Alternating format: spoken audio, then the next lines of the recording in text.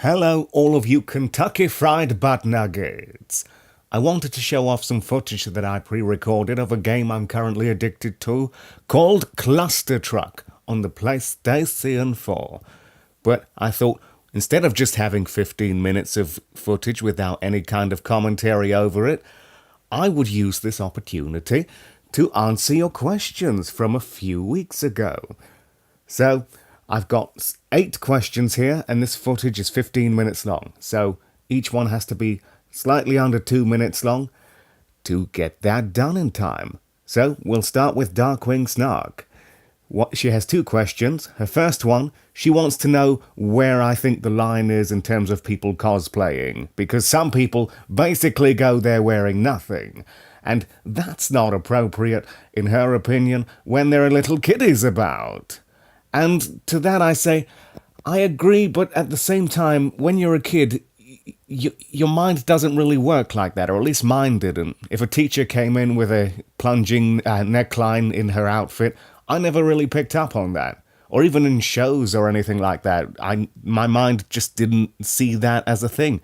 So if I saw someone dressed as Catwoman, or someone, basically with their Captain Hero junk bulging out with pretty much a spotlight on it, I probably still wouldn't be phased. I'd be like, oh my god, it's Superman, yeah! So as long as they're not trying to hug the kids and be like, oh yeah, cup the balls, oh, then it's probably alright. So, but I think from a concerned parent's point of view, they'd see it more. But then again, I used to watch shows like South Park growing up, and my parents refused, they were very against me watching stuff like that. They let me, but they were very concerned. It's just like, I think this is corrupting him. But I just, all of the adult stuff went over my head. So it wasn't until I watched it years later, I'm like, wow, this show's a bit messed up. But then I didn't even realize Smithers was gay until many years later. And then I watched the old episodes and it's like, wow, it's clear as day. That's barely, that's text at this point, let alone subtext. But yes. And your other question was, if I could be part of any universe, movie, comic, video game, TV show, and so on, where would I prefer to be?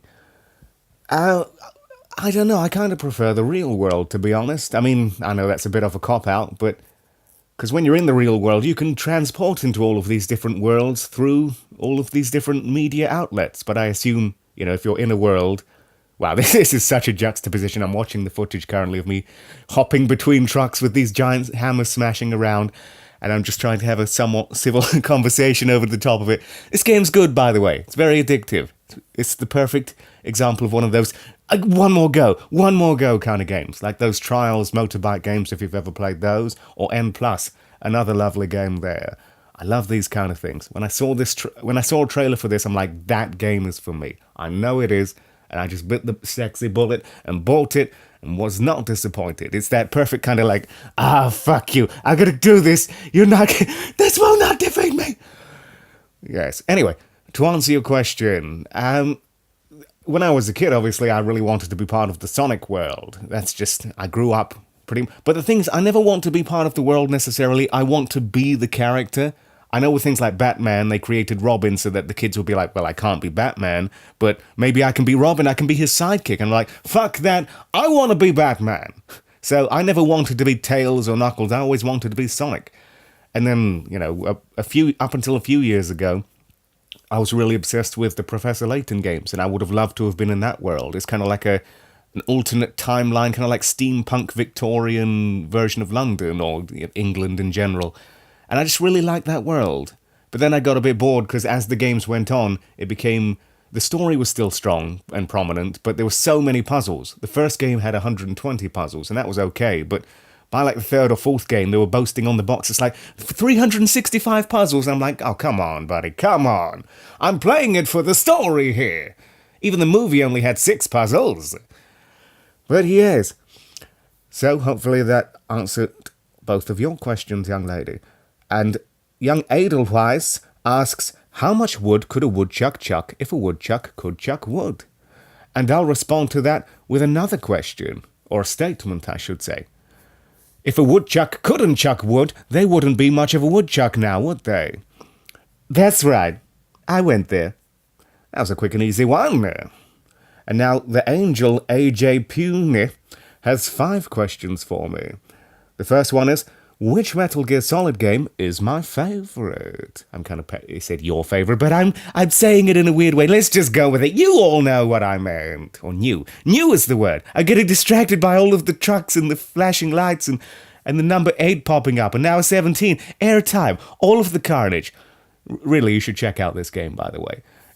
I don't know what your tastes are. Maybe you're more into like the 40 to 100 hour RPG games like Final Fantasy 15. I see that. I'm like, I see that's a good game. It's not for me. This is more my thing. But yes, to answer your question, Metal Gear Solid 1 is still my favourite. And number 2 is still one of my biggest gaming disappointments of all time. I played the demo of Metal Gear Solid 2 about 11 months before the actual game came out, because Zone of the Enders came with a demo of it. I played that demo more than I played the game. Just pretty much daily. For 11 months I played that. Shooting the glass, shooting the bottles, messing with the physics, hiding in lockers, humping the posters, knocking them to make the boobs jiggle on the poster, because Hideo Kojima, he's a rapscallion. That's the guy who made it. And then pretty much I was like, okay, this game is amazing. It's so much better than the first one. I can't wait for it. I got my cousin to come round because he was a big fan of the first one. We made a whole weekend of it. And then they did a bait and switch about 5 minutes past that demo, and you no longer play as Snake past that point. And that just still bothers me to this day. It's just, I thought, okay, maybe by the end, maybe when you're fighting the main villain at the end, you'll go back as Snake. But nope. And the third one, I actually sold my PlayStation 2 after that, because that game was such a disappointment. I sold it and then moved on to Xbox and got obsessed with the Halo games. And side note, the Halo games did that as well. Halo 2. That was one of my other gaming disappointments, because I was really looking forward to that. And then you only play as Master Chief for about half of that. And then you play as the alien for the other half. And it kept switching back and forth. Even on the final level of that, you don't play as Master Chief. And it always seemed to be the darkest levels where you play as the alien, because Master Chief has a torch for the dark areas, but the alien, his special ability, if you can, or flashlight, or whatever you want to call it, his special ability is that he can turn invisible, which doesn't really help when the screen is pretty much pitch black and you can't see where you're going. Anyway, I'm getting sidetracked here, and we're already halfway into this video. So, Metal Gear Solid 3 I played many years after it came out on a friend's PlayStation 2, and I liked the story. It's a very, very good story. Very emotional. But the gameplay, I just wasn't feeling it. The only way I could get through that game was playing it on very easy, because then you don't have to keep switching back and forth between your different camouflages, and you can pretty much just play it like the other Metal Gears. And you get this gun called the Easy Gun, which is a banana from Ape Escape, which has infinite ammo. That made that playable to me. Still didn't really like it, though. Wasn't a fan of the jungle setting. The fourth game, it was alright. It was alright. It answered all of the questions pretty much, so that was good. And I loved Chapter 4, going back to the area from the first game, but in the graphic style of PlayStation 3. That was really good. And the fact that they kind of synced up the dates. It's like, Snake, we're going back there 9 years after the incident. And in real time, it was about 8 or 9 years or whatever as well. So it's like, wow, that actually works. Metal Gear Solid 5, I'll be honest, I didn't finish that. I bought it, and it's just, I'm not a fan of open world games like that. I play those games for the story, and it was minimal story. So I just basically watched the cutscenes online, and yeah, that ending pissed me off as well. I was like, kind of glad I didn't play that now, even though I bought it on day of release. The idea of playing that for about 30 or 40 hours and realize, I won't spoil it for anyone who hasn't played it, but yeah, it's like a final middle finger from Kojima. It's like, if you thought the plot twist in Metal Gear Solid 2 was bad, well, that was nothing. Especially since it was the final game. It's like, oh, come on, Kojima. It's the final game. Can you not fuck over your audience and fans in the final game? Anyway, second question from you is, if you could keep any animal in the world as a pet, which would you choose? As a child, I was always surrounded by dogs, because that was the family pet. And pretty much, two or three at a time, in a weird cycle. After one passes away, it's like, here's another one. Although they never looked the same. They didn't do that whole goldfish or pet hamster in the school trick. where it's like, yeah, it's the same one. This hamster's been living for 25 years. Yep, yep. Although we did also have a chinchilla too, in fact. And that I didn't really get along with the first one because I was too young and it kept peeing on me every time I went to stroke it, because I guess that's their defense mechanism. But the second one, I truly loved that little pet, and I named it Little Finjamin, and I used to stroke it, but he used to poop like a fiend. Little Cocoa Pops everywhere. You put it on your lap, next thing you know, it looks like you spilt your breakfast all over your lap. It's messed up.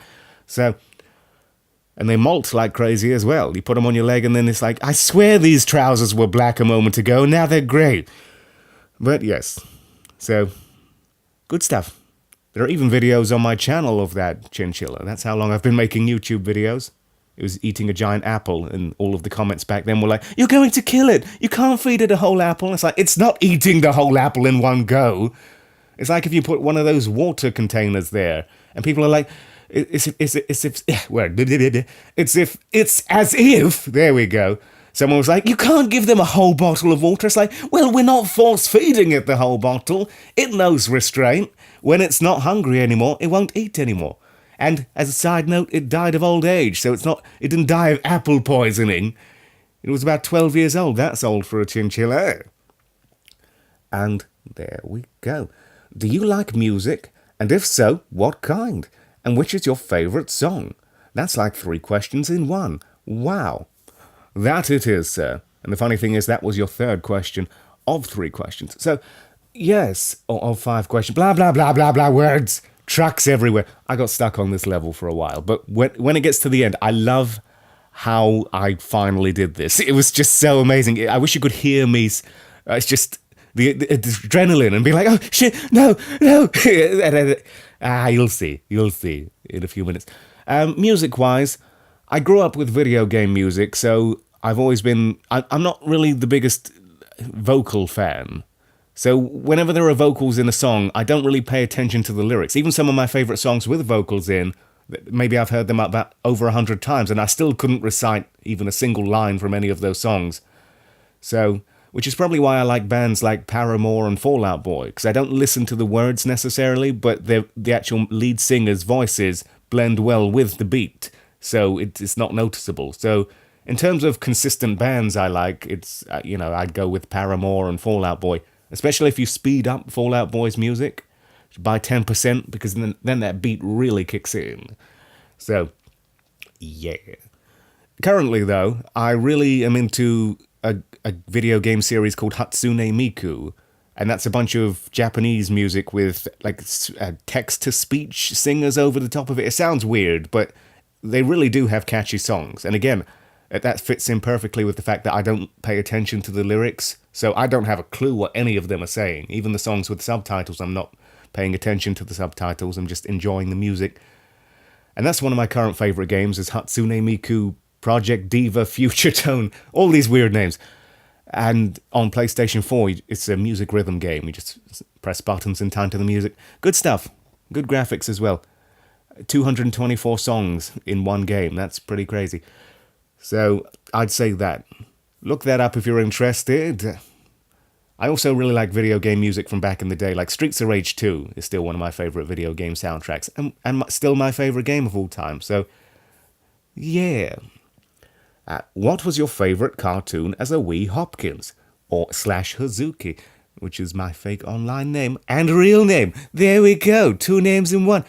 I used to just watch anything that was on, really. And a lot of that doesn't hold up. Like, I used to obsessively watch the Sonic cartoons when I was a little kid, and I bought them on DVD, but I can't get through one episode. Even the one that people like, the one where everyone's getting turned into robots, I can't get through an episode of that anymore.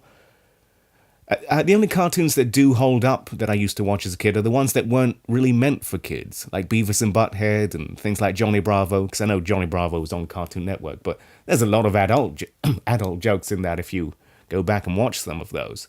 Like there's one episode where Johnny Bravo gets tied up by this woman who's a jewel thief, and because Johnny Bravo was working security, and he swallows the diamond that this woman wants, so she ties him to this bed to try and, cut him open, and...